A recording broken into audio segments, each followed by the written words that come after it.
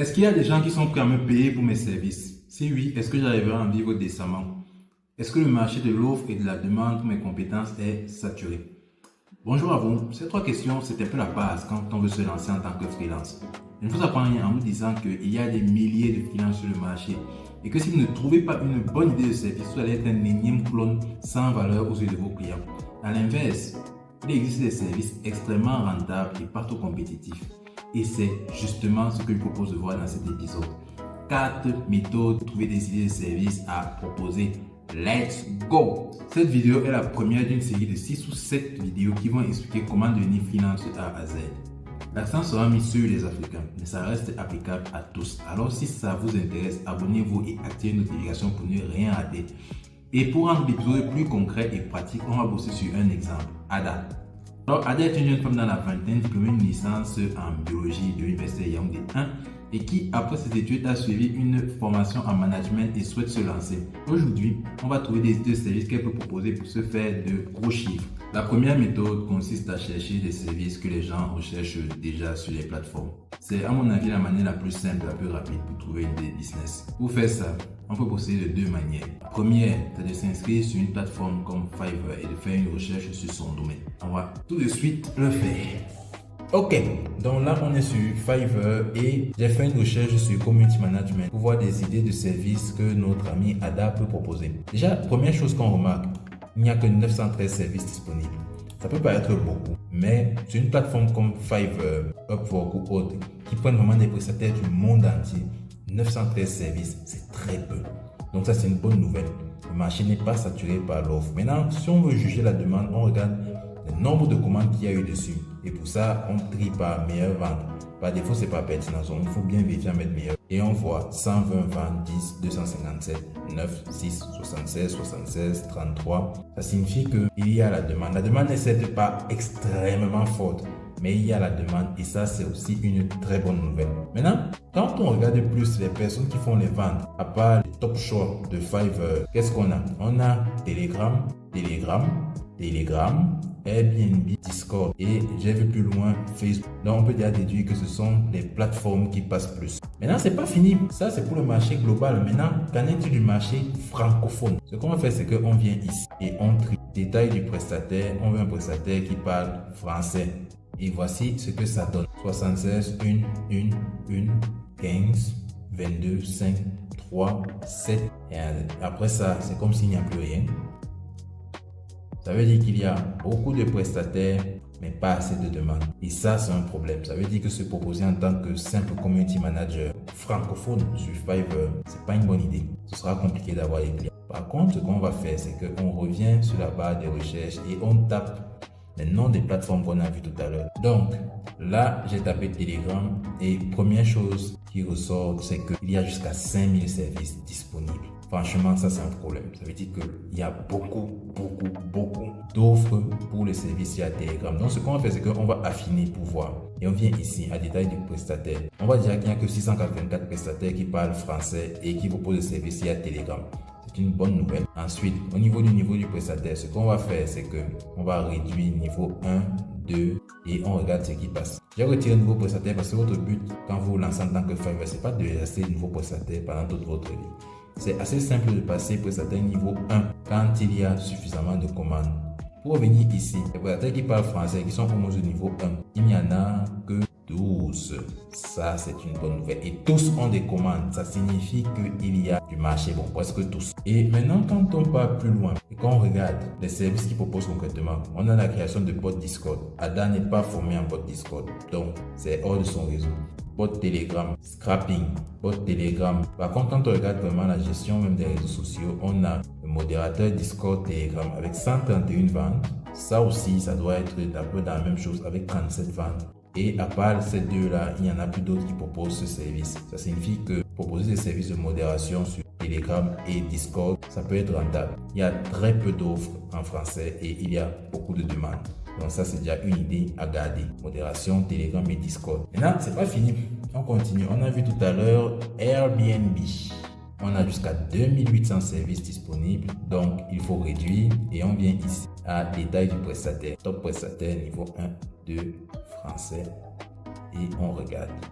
on voit déjà qu'il n'y a que 45 services disponibles. Maintenant, regardons les ventes. Est-ce qu'il y a suffisamment de ventes là-dessus? Premier service, booster la réservation Airbnb, c'est de la publicité. 11 commandes. Promotion, annonce Airbnb, 50. Ça, c'est intéressant. Et c'est à peu près ainsi de suite partout. Ça montre que l'offre, ils ne sont pas si nombreux que ça, ils sont que 45. Par contre, il y a de la demande.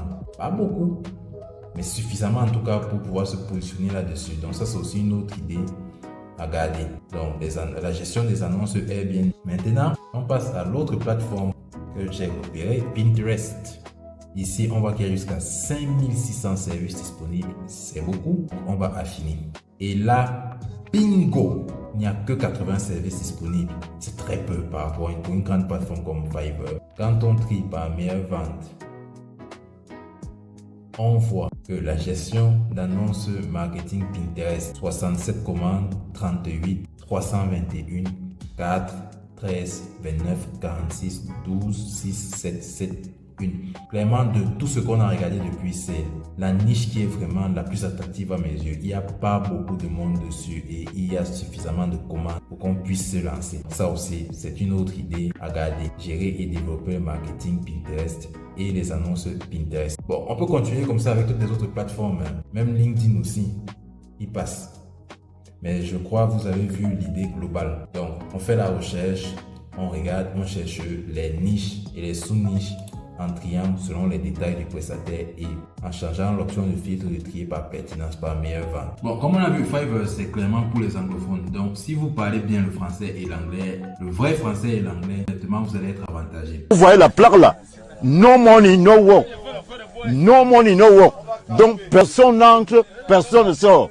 Une autre astuce sur Fiverr, c'est de guetter les sous-catégories marquées avec nouveau. En vous lançant dans l'un de ces créneaux-là, vous serez l'un des 100 ou 300 premiers sur un service, ce qui va d'office vous mettre dans une position où vous pouvez mieux négocier vos prix. Cette méthode a deux avantages. Elle vous permet de voir les niches saturées sur lesquelles il sera trop difficile de se différencier. Et ensuite, elle vous permet de voir ce que les gens achètent réellement et donc d'éviter les services qui ne sont pas demandés. Mais elle a aussi un inconvénient, et il est des tailles. C'est que vous pouvez rater des niches rentables juste parce que personne d'autre ne les a explorées.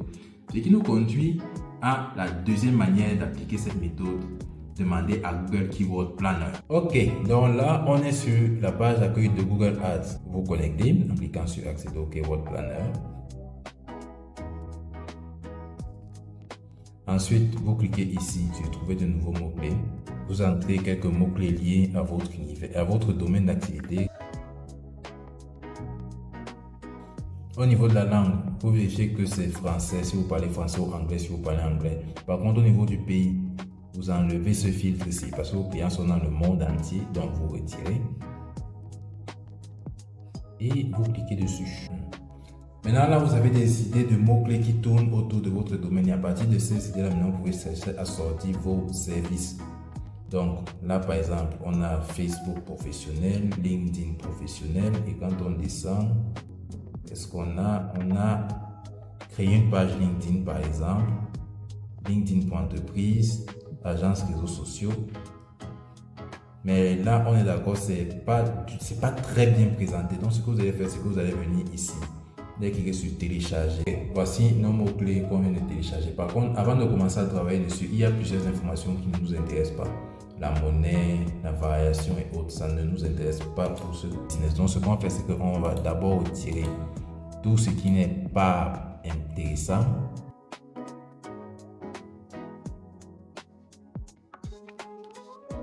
Maintenant, là, vous allez venir sur mots-clés et vous allez maintenant chercher des expressions qui reflètent des services que vous pouvez vendre. Donc, ici, on a par exemple créé une page entreprise LinkedIn, gestion réseaux sociaux, community manager Instagram, etc., etc. Vous allez faire votre petite liste en parcourant tout ça.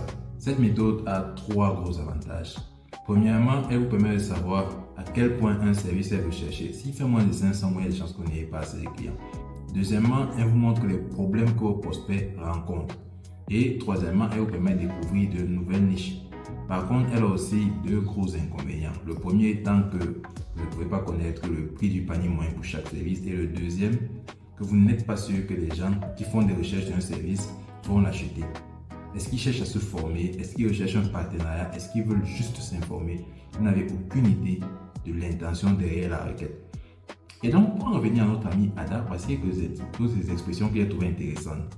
Créer page LinkedIn, LinkedIn crée une page d'entreprise, agence sur les réseaux sociaux, agence sur LinkedIn Ads, Drive Community Manager, prospection sur LinkedIn, gestion Instagram, gestion Facebook Ads, gestion Pinterest. Pour un des avantages, cette technique en a deux. Déjà, elle vous permet de voir quelles sont les objections des prospects et de les lever directement sur vos pages de vente ou dans les FAQ. Deuxièmement, elle vous montre les points sur lesquels vous pouvez miser pour vous différencier. Je parlerai un peu plus de la question du positionnement marketing pour un freelance dans la prochaine vidéo. Alors, abonne-toi si ce n'est pas déjà fait. Troisième méthode, regardez les compétences dont les CEO auront besoin dans le futur. D'emblée, cette méthode présente le gros avantage que très souvent, vous allez trouver des marchés avec peu d'offres et beaucoup de demandes. Un peu comme le marché de la cybersécurité. Il y a une forte demande et peu de prestataires. Résultat, le prix moyen de prestation s'envole. Pour trouver ces marchés, essayez de vous procurer les rapports sur le marché du travail. C'est assez simple pour les trouver. Il suffit de taper dans votre moteur de recherche des expressions comme Future of Jobs 2024,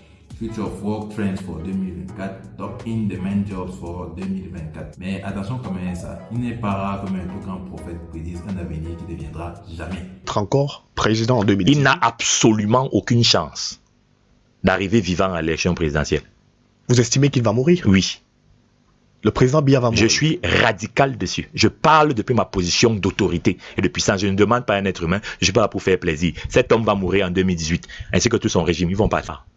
N'est-ce pas que c'est ma crédibilité que j'ai mis en jeu? Pour maximiser vos chances de trouver la bonne niche, cherchez des études faites par des entreprises et des cabinets sérieux comme Forbes, Gartner, Coursera, Payoneer, Upwork, Freelance.com et j'en passe. Alors, si cette méthode est autant imprévisible, pourquoi est-ce que je recommande de l'utiliser? Il y a 3 raisons à ça. La première, qu'elle donne un aperçu détaillé des secteurs dans lesquels il y aura une forte demande d'ici à quelques années. En vous positionnant assez tôt sur ces secteurs, vous serez l'un des premiers entrants et donc vous pourrez naturellement prétendre à de meilleurs tarifs. La deuxième raison, c'est qu'elle permet d'éviter les marchés mourants ou en agonie, un peu comme celui de la rédaction web low cost. Par contre, elle a aussi son lot de défauts. Déjà, il faut savoir que la demande pour les dites compétences peut prendre du temps avant d'être suffisante pour que vous puissiez en vivre. Ensuite, certaines études sont tellement évasives que c'est impossible de savoir concrètement sur quoi se former. Un peu comme l'IA et l'automatisation. On dit ça va augmenter, mais on ne dit pas quelles compétences vont augmenter. Et enfin, le dernier point qui concerne majoritairement les Africains, c'est que les études se basent beaucoup sur les données nord-américaines, européennes et asiatiques. Donc, elles risquent de ne pas correspondre à notre réalité locale. Et enfin, même les cabinets les plus sérieux peuvent se tromper, raconter du n'importe quoi. Et une armée d'analystes et d'économistes n'y change absolument rien. Par exemple, en 2014, Gartner a prédit que l'IA et l'automatisation allaient tous nous mettre au chômage. En 2017, subitement, la firme change de position. L'IA va détruire des emplois, c'est vrai, mais elle va en créer beaucoup plus. Et enfin, il y a quelques mois, son symposium annuel de 2023, le cabinet américain a encore changé son fusil d'épaule. Oui, l'IA va détruire des emplois. Oui, elle va en créer. Mais il y aura autant de destruction d'emplois que de création, ce qui, globalement, ne changera rien. Honnêtement, en disant ça, on pourrait être tenté de se dire que les analystes et les consultants de Gartner sont des idiots finis. Mais c'est faux. Prédire le futur est tout sauf simple. Il y a des éléments que même les meilleurs mathématiciens ne peuvent pas prévoir et qui impactent le marché du travail et donc les compétences qui seront demandées. Un peu comme ce qui se passe à Israël là maintenant ou encore la chute de la bourse chinoise. Ce qui nous conduit à la prochaine méthode. Quatrième méthode, laissez parler votre créativité. On ne fait pas d'études de marché, on n'engage pas de consultant, ce n'est pas au consommateur de savoir ce qu'il veut. Dixit Steve Jobs. Steve Jobs n'a jamais fait la moindre étude de marché pour l'iPad ou les MacBooks. Pourtant, ça a été des succès. Il carburait à l'innovation et à la persuasion. A contrario, son successeur, Tim Cook, préfère de loin se fier à des légions d'économistes et de consultants pour prendre ses décisions. Et si la vision créative d'Apple est restée, ce n'est pas rare que Stéphane se plaigne du manque d'innovation sous l'ère. Alors pourquoi est-ce que j'en parle de ça? Et si le fondateur d'Apple avait raison? Et si vous aussi, vous preniez le risque d'ignorer les signaux du marché et de lancer des services qui vous passent par la tête? J'ai vérifié sur Fiverr. Je suis tombé sur des geeks à succès qui n'auraient jamais vu le jour si les créateurs avaient planifié leur coup. Voici mon top. Donald Trump qui vous souhaite un joyeux anniversaire sur fond de breaking news. I'm just receiving some breaking news. That's right, we've got to say a very happy birthday to Warren Benson from Bristol in the United Kingdom, who's celebrating his 40th birthday. World leaders and celebrities have started to gather to celebrate this very special day. Former President Donald Trump is back on Twitter and has just tweeted a message. The former president, who was famously removed from the platform, has just updated his Twitter feed and is about to make an announcement via a video link. So let's now go live to Trump Tower to watch this announcement. You've been voted number one at everything. No matter what you do, you seem to be number one. I just wanted to wish you a happy birthday. I would never say in your case that you're fired because you're doing too well, so I'll just say you're hired. Wow, happy birthday, Warren! Cet homme qui vous souhaite un joyeux anniversaire en parlant à sa banane et qui chante même pour vous. Hey, this is Old Man Steve offering you exclusively on Fiverr a banana song. It's only a dream come. Well, I can't sing, but I can sure do a funny singing video for you. Anyway, check me out, 30-second video on Fiverr, talking on my banana. I'm the banana man, Old Man Steve. Thank you. Bref, si vous aussi, vous laissez parler le point de folie que vous avez en vous, pourquoi pas. Peu importe la méthode que vous choisissez, une chose est sûre, c'est que à la fin, vous allez devoir vendre vos services et prospecter pour avoir des clients. Et c'est exactement le sujet de la prochaine vidéo. Comment trouver une niche de clients rentable et travailler votre positionnement marketing en tant que freelance. Alors, si ce n'est pas encore fait, je vous invite à vous abonner, à faire sonner la cloche de notification pour ne rien rater. Et on se dit à bientôt. Ciao!